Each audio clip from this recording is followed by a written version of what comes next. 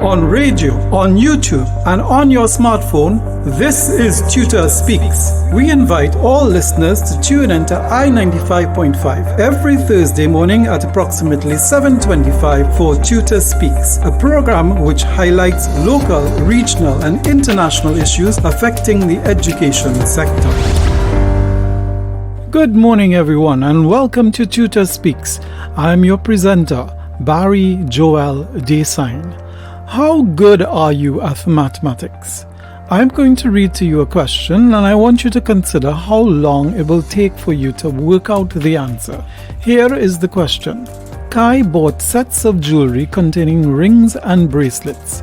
Each cost $25 and contained 3 more rings than bracelets. Kai spent a total of $300 and received 24 bracelets. How many rings were in each set? That question is question number 27 from the Secondary Entrance Examinations (SEA), which Standard 5 students wrote earlier this year.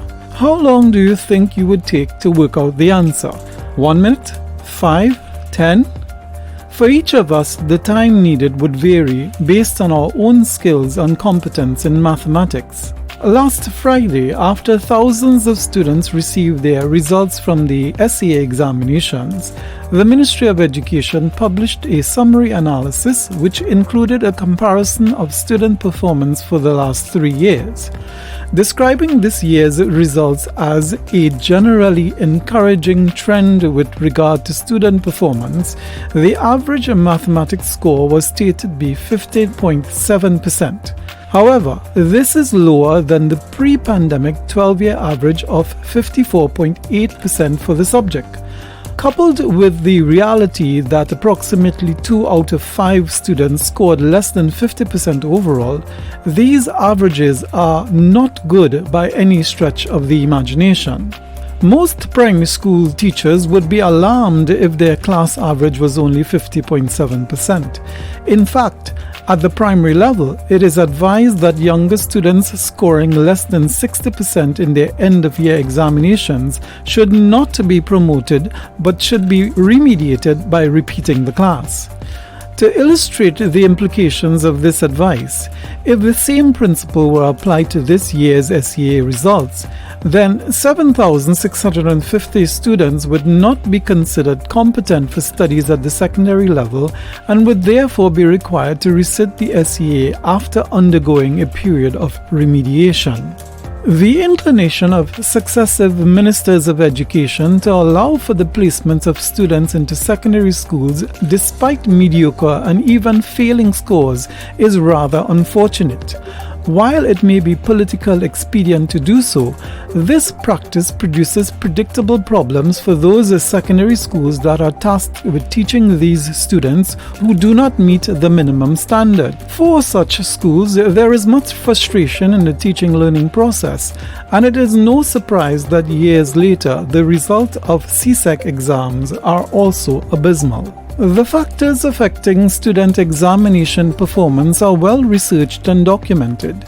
Among the findings is that students with family support achieve higher academic scores. As they advance into secondary schools, those students who scored less than 50% in this year's SEA examinations will need even greater parental support. The Ministry of Education's Vacation Revision Program, which is free of charge to students, is one avenue for parents to consider. There is another factor which affects students' performance in examinations that is seldom discussed. It is the actual exam. Perhaps lower SEA scores are a result of poorly structured questions. Perhaps the questions are not culturally relevant, so students have problems relating to them. Or perhaps they are intentionally challenging to deliberately ensue lower scores. In closing, here is another question from the SEA examination for you to decide. Mervyn started to tile a room at 8:40 a.m. He took 4 minutes to lay each tile.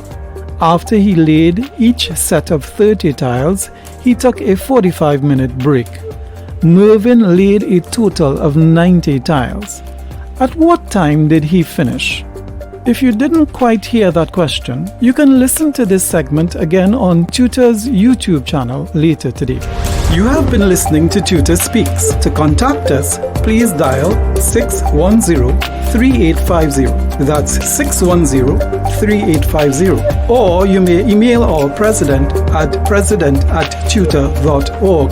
That's president@ttuta.org. Please don't forget to subscribe to our YouTube channel where recordings of interviews, events, and other materials are uploaded regularly. Like us by giving a thumbs up, hit the notification bell, and subscribe.